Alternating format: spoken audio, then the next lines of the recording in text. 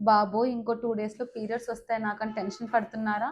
So, మీకు ఇటువంటి tension లేకుండా మన దగ్గర ఒక ఆప్షన్ ఉంది. అదే మెన్స్ట్రుయల్ కప్. సో, ఈ మెన్స్ట్రుయల్ కప్ ఎలా యూజ్ చేయాలని మీకు ఈరోజు చెప్తాను. ఈ మెన్స్ట్రుయల్ కప్ అనేది వెరీ కాస్ట్ ఎఫెక్టివ్. మనం ఒకసారి కొంటే అప్ టు 5-10 ఇయర్స్ వరకు యూజ్ చేసుకోవచ్చు.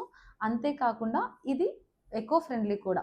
సో, ఈ మెన్స్ట్రుయల్ కప్ ఇన్సర్ట్ చేయడం ఎలాగో నేర్చుకుందాం.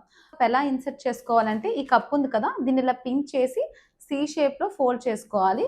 ఫోల్డ్ చేసుకున్న కప్పుని వెజైనాలో జెంటిల్‌గా ఇన్సర్ట్ చేయాలి. జెంటిల్‌గా ఇన్సర్ట్ చేశాక ఇలా రిలీజ్ చేయగానే మీకు దానికది ఓపెన్ అయ్యి సీల్ ఫార్మ్ అవుతుంది. సో, బ్లడ్ అనేది ఈ మెన్స్ట్రుయల్ కప్‌లో కలెక్ట్ అవుతుంది. అండ్ ఇది మీరు ఎలా రిమూవ్ చేయాలంటే, రిమూవ్ చేసేటప్పుడు ఈ బేస్ ఆఫ్ ద కప్ ఉంది కదా! మీరు ఫింగర్స్ ఇన్సర్ట్ చేసి బేస్ ఆఫ్ ద కప్‌ని ఇలా పిన్ చేయాలి. పిన్ చేస్తే ఈ సీల్ అనేది ఓపెన్ అవుతుంది మీకు. ఓపెన్ అయ్యి జెంటిల్‌గా రిమూవ్ చేస్తే వచ్చేస్తుంది. అండ్ ఈ కలెక్ట్ అయిన బ్లడ్‌ని ఎంప్టీ చేసి క్లీన్ చేసుకొని మళ్ళీ రీయూజ్ చేయొచ్చు. కొంతమంది ఇలా ఉన్న కప్‌ని మీరు ఇలా పట్టుకొని లాగుతూ ఉంటారు. అలా లాగితే రాదు. సో, మీరు పిన్ చేశాకే రిమూవ్ చేసుకోవాలి.